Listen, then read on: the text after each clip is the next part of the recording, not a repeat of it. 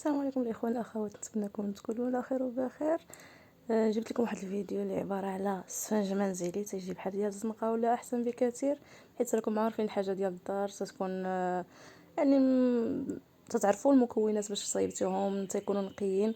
المهم تيجيكم بحال ديال الزنقه وتيوجد معكم دغيا. نتمنى هذا الفيديو ينال الاعجاب ديالكم، واللي اول خطره تيشوف قناه عالم سهام للطبخ والحلويات يشترك بالقناه ويدير ضغط الجرس باش يوصلوا دائما الجديد. وما تنساوش تبارطاجيو الفيديو مع الاهل والاحباب والاصدقاء ديالكم. ما غاديش نطول معكم وغندوز معكم المقادير طريقه التحضير. هنايا خديت انا زلافه ديال الفورس مع زلافه ونص ديال الفينو، وممكن تكثروا الفينو اكثر من القمح، ممكن ديروا جوج، هي تتبقى دائما على حسب الكونتيتي اللي باغيين. تندير الملحه دائما على حسب الذوق، على حسب القياس ديال الدقيق اللي درتو نتوما. تندير الخميره الفوريه، ممكن تفزقوها في الكاس، انا خويت عليها الماء فوق الدقيق وفزقتها. غنزيد شويه ديال الخميره الحلوه، ومن بعد غادي نزيد الماء سخون يعني دافي بحال اللي غادي نعجنوا الخبز، ما يكونش بارد وما يكونش سخون بزاف، وغادي نعجنوه وهو تيتخلط.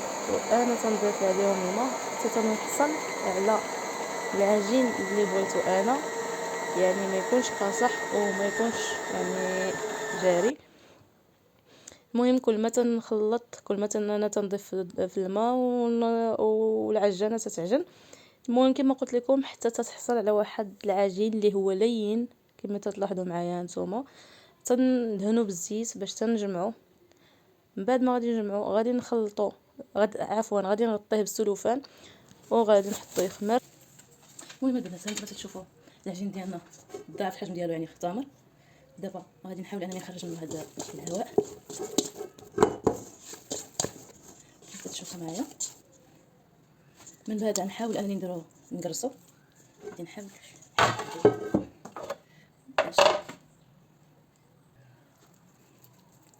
نتوما تقرصوا في الحجم اللي بغيتو.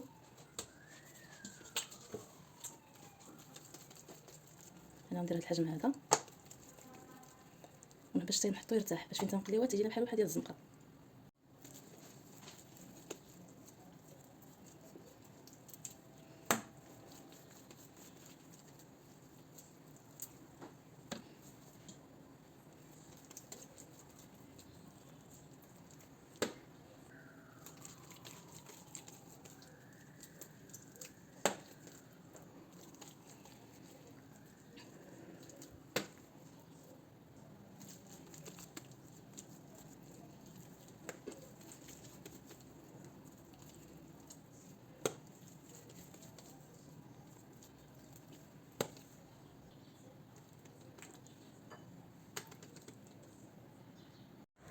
هنا البنات درت جوج مقله فيها غير شويه ديال الزيت كما تلاحظوا معايا، ومقله فيها الزيت بزاف لان غادي نحط في هذيك البيضه الاولى وعاد نحط في الثانيه. خليكم معايا ما تمشيو فين تشوفوا الطريقه اللي تنصايب بها. في البدايه تنبدا بالمقله اللي ما فيهاش بزاف، تنحطها في الجنب بحال هكا ونخليها هي تشد راسها هكا بحال هكا. نخليوه يطلع شويه وعاد نوريكم كيف تنكمل.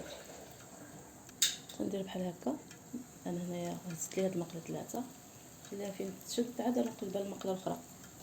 المهم البنات هنايا هي شدات شويه راسها، غادي نهزها هكا غادي نقلبها لهنا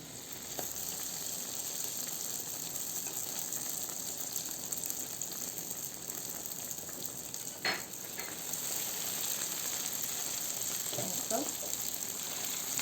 وهنايا كنشد معلقه وتنبقى نطوي عليها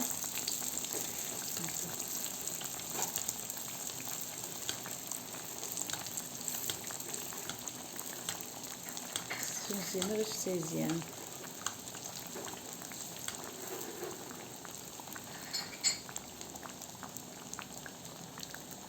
هنا تنشوفوه حمر غادي نقلبوه.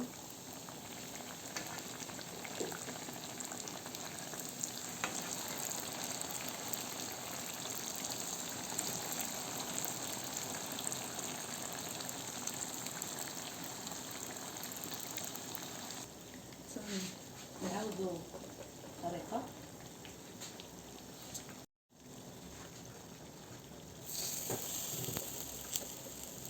نخليوها تشد راسها كيف شفت في المره الاولى. تجي الطريقه سهله بلا تجيكم سهله، تجي زوينه.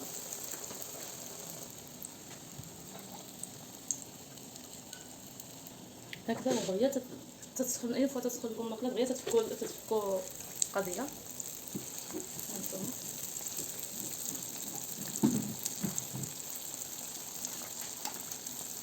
دائما ديروا لها هاد القضيه ديال الزيت واش تيجي مفشوش من الداخل كما تتشوفوا.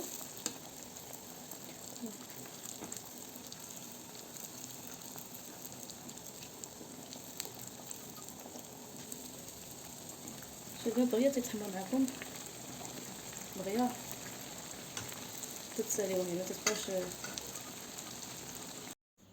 تنبقاو مستمرين على هاد الطريقه البنات حتى تنساليو الكونتيتي اللي عندنا او الكميه. الا لاحظتوا يعني من الطريقه ديال الانتفاخ ديالو، خصوصا فين تنكبوا عليه داك الزيت تيدير ديك الفقاعات. صراحه البنات تجي رائعه حتى في المذاق، تيجي خفيف ما تيجيش مدقاس ولا مدكن من الداخل. يعني العجين ديالو يعني تيجي من الداخل خفيف ومورق، تيجي مفشوش. صراحه احسن ما داكلو ديال الزنقه، واخا تنضطروا بعض الاحيان ناخذوه ديال الزنقه، مي الحاجه فين تكون مصيبه في الدار وعلى يديك صراحه تجي زوينه ورائعه. نتمنىكم تجربوا هذه وما تبخلوش علينا بالتعاليق ديالكم والاراء ديالكم.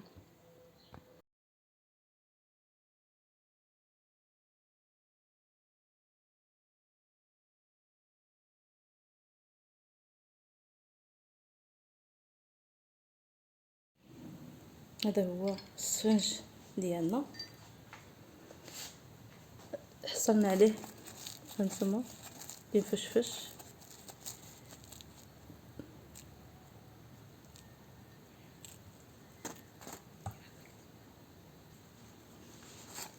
هانتوما البنات شفتوا كيفاش تيجي من الداخل.